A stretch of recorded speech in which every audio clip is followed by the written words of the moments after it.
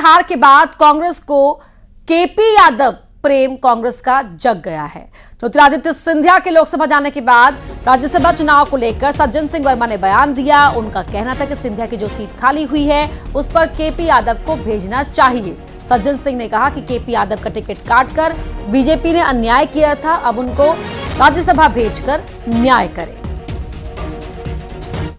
कमान से और खासकर सिंधिया जी से कि ये प्रदेश हमारा है, मध्य प्रदेश, यहाँ के किसी नेता का हक मार के, क्योंकि राजगद्दी ने पहले तो केपी यादव जो राज्यसभा जो इस सीट से सांसद थे उनका हक मार के लोकसभा की सीट हथियाई। अब कम से कम केपी यादव जैसे गरीब को तो न्याय मिलना चाहिए, राज्यसभा में उसको भेज दें। शैलेंद्र भदौरिया हमारे सहयोगी इसी खबर पर लाइव जुड़ रहे हैं। शैलेंद्र, अचानक कांग्रेस को याद आने लगे हैं केपी यादव, उनका ये प्रेम जग गया है।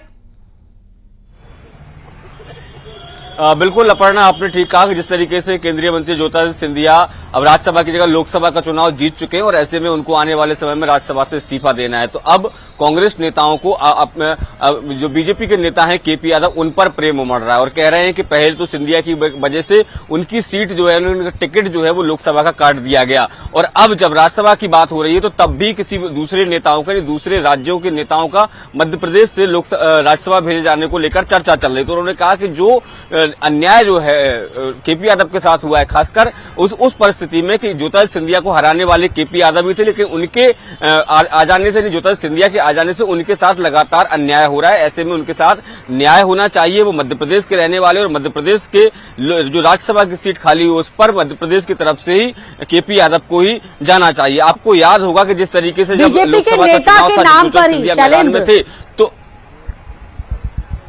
बीजेपी के नेता के नाम पर ही बीजेपी को ही घेर रही है कांग्रेस। बिल्कुल, देखिए मैं आपको वही बता रहा था कि जब अभी हाल ही में जो लोकसभा चुनाव हुए उस समय भी कांग्रेस के प्रदेश अध्यक्ष जीतू पटवारी ने कहा था कि ज्योतिरादित्य सिंधिया को एक केपी यादव जैसा ही सामान्य कार्यकर्ता हराएगा, तो कहीं ना कहीं उस समय भी उन्होंने केपी यादव को एक उकसाने का काम किया था और इस बार भी कुछ ऐसा ही नजर आ रहा है कि वो ये चाहते हैं कि जानबूझकर केपी यादव, जिस तरीके से हमने कई बार देखा है कि ज्योतिरादित्य सिंधिया और उनके समर्थकों को लेकर खासे मुखर रहते हैं। और आपको याद होगा कि पिछले लोकसभा चुनाव में जब केंद्रीय गृह मंत्री अमित शाह गुना प्रचार करने पहुंचे तब भी उन्होंने कहा था कि गुना को एक नहीं दो सांसद मिलेंगे। तो ऐसे में कहीं ना कहीं अब ये उम्मीद जरूर केपी यादव को होगी कि पार्टी उनको राज्यसभा भेजे। जी बहुत शुक्रिया आपका शैलेंद्र इस पूरी बातचीत के लिए।